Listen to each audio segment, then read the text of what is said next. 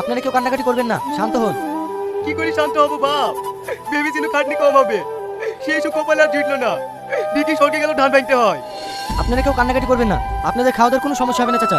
Government থেকে আপনার ছেলের বদলে একজনকে চাকরি দেওয়া হবে। এবার আপনারাই বলুন, আপনাদের মধ্যে কে ফিট আর কেই বা চাকরিটা নেবে? কি ব্যাপার, চাকরির কথা বলতে না বলতে সবাই ভয় লাভ পালিয়ে গেল কেন? কারো কি চাকরি নেওয়ার ইচ্ছে নেই? হ্যাঁ বাপ, এই পুলিশের চাকরি কেউ করবে না। আমি আর কাউকে হারাতে চাইনি। আচ্ছা ঠিক আছে, তাহলে আমরা এখন আসছি। এই চ। হ্যাঁ, কেমন ফিট লাগছে বলেন? পুলিশে চাকরি করতে পারবো তো? হ্যাঁ পারবেন। না না স্যার, আপা কোনোদিন পুলিশের চাকরি করতে পারবে না। বয়স্ক লোক কোনোদিন আসামি দেখতে পারে? আমি পুলিশের চাকরি করবো। ছাগল তো আর কি ছাগল কাটতে পারে না, আবার পুলিশের চাকরি করবে? ছাগলকে কিভাবে আটকাবো? আমার কাছে বন্দুক থাকে নাকি? পুলিশের কাছে বন্দুক থাকে, তাকে তাকে গুলি করে আটকে দেবো। এসব কি বলছেন আপনি?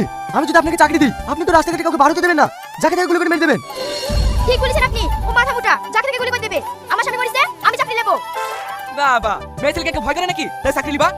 দেওর, মেয়েদেরকে কমজোরি ভাবো না। এই রাজ্যতে চালাচ্ছে সেও একটা মেয়ে। এই তুমি একটু খাঁচাবাচা করো না তো। আমার ছেলে মরে গেছে, আমি চাকরি করবো।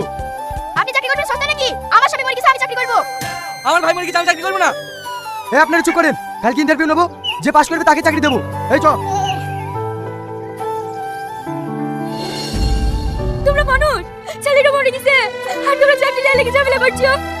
তাই তো রে বাপজি গো, তুই ঘুমে গেলি।